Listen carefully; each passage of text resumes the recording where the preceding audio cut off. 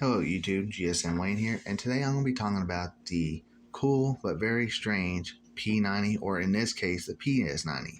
Now, there really isn't much of a difference between the two guns, except the PS90, it has a longer barrel, and it's not full auto capability, which I'll show you the barrel right now. Much longer than a P90, which is usually like up to here.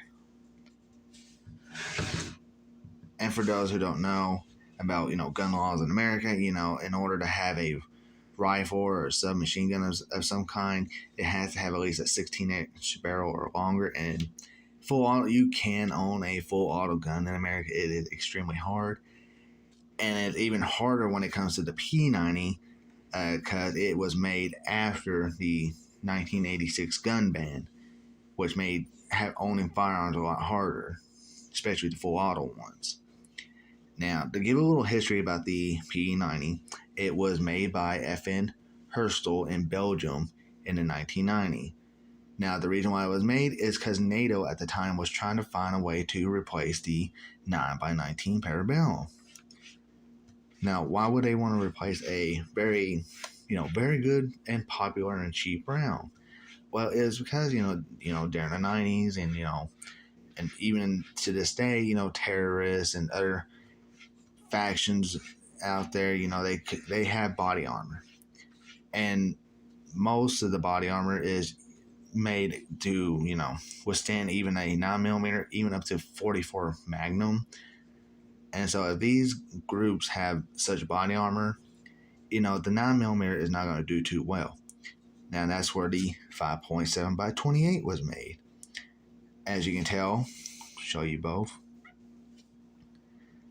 The 5.7 it's very small compared to the 9mm, so you would think, well, the 9mm is bigger, so wouldn't it be better against body armor? Not really, because in order to get into body armor, you need velocity and penetration, which the 9mm does not have that.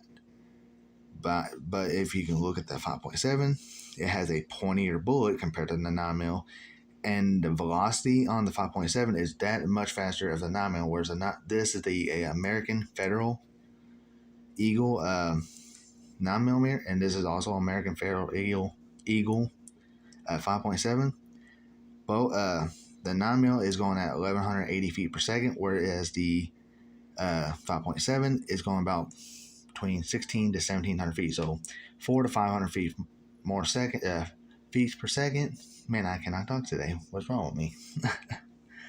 But yeah, so you got velocity and you got a much pointier bullet, which can penetrate body armor. Now, despite its penetration, it does lack in that stopping power.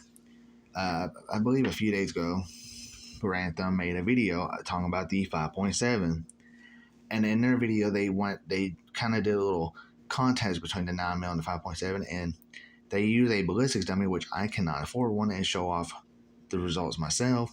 But if you watch their video, which I'll put a link in the description to their channel, the 5.7 was very underwhelming.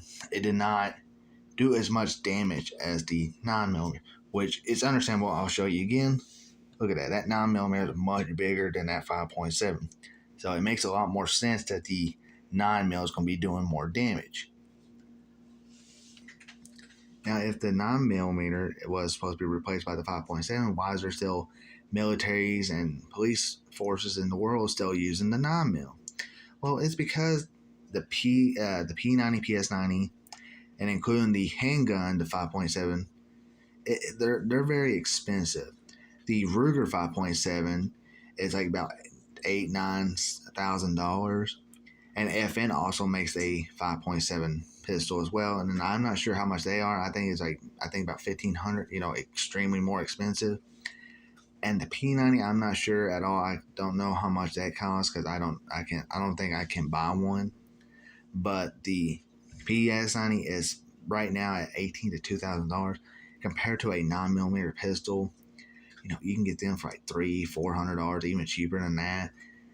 And the ammo itself is a lot cheaper too. 50 of these cost about $30, $35, whereas the 5.7, 50 of these cost about $40 or more. And like I said, this is American Eagle federal ammo. Both of them are. This is 115 grain, 40 grain.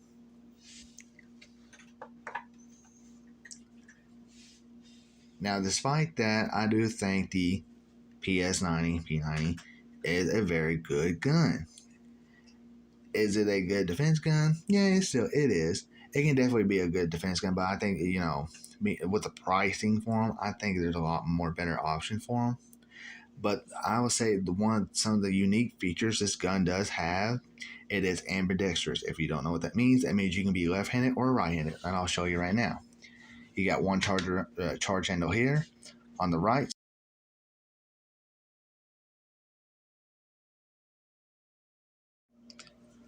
Sorry about that. My camera went off for some reason. But anyway, one of the cool features about this is it's ambidextrous, where you can be left-handed or right-handed. Here's the charger on the right side, and then on the left side. And again, get the safety on the left and right. And not only that, it also has 3 iron sights on it, which is a little hard to see. I'll try to angle it as best I can. Come on, focus. As you can see there, As you can see there, you can see 2 notches on the left and right, and then 1 right in the center. Now, to tell you the truth, that's probably the only bad part about this gun is the iron sights are not very good. That's why I got this Osprey Global red dot sight, which is really good because you can have it on green, red, and you get 3 different, see if I can get it on the camera, 3 different kinds of sights on it. Let me go ahead and turn it on and show it to you. I'm going to turn it on green because it is the easiest to see. See if I can get, yeah, you see it right there? There's one. Pretty neat, isn't it?